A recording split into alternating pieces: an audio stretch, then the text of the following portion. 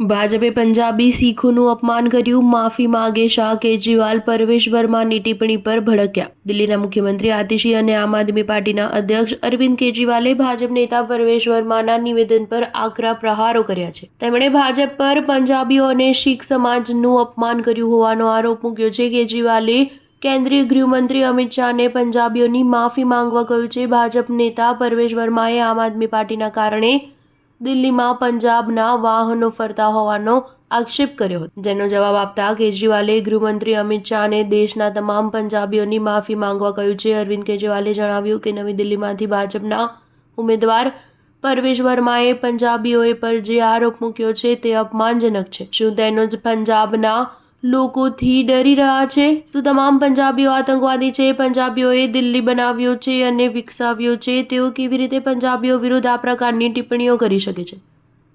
આ મામલે કેન્દ્રીય ગૃહમંત્રી અમિત શાહને પંજાબીઓની માફી માંગવી જોઈએ. કેજરીવાલે જણાવ્યું કે કોઈ પણ રાજકીય પક્ષના ઉમેદવારને પોતાની હાર અને પ્રજા તેનો સાથ છોડી રહી હોવાનો સંકેત મળે ત્યારે તે હિંસાનો સહારો લે છે. દિલ્હીમાં ભાજપ આ જ ખેલ રમી રહી છે. પ્રજા બધું જ જુએ છે.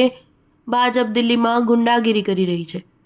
કેન્દ્રીય ગૃહમંત્રી તેમને છાવરી રહ્યા છે. વધુમાં કેજરીવાલે જણાવ્યું કે દિલ્હીમાં કાયદો અને વ્યવસ્થા સંપૂર્ણપણે પડી ભાંગ્યા છે.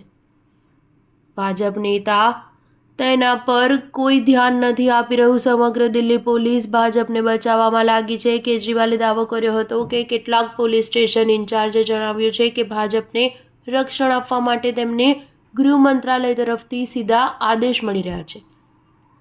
તેમજ આમ આદમી પાર્ટીના ઉમેદવારોની સભાઓ રદ કરવા અને તેને મંજૂરી ન આપવાનો પણ આદેશ છે. તેમણે આગળ કહ્યું કે ભાજપના લોકો જેટલી ગુંડાગીરી કરશે તેમને તેટલા ઓછા વોટ મળશે. તેમને 2015માં જેટલી બેઠકો મળી હતી તેટલી બેઠકો પણ નહીં મળે.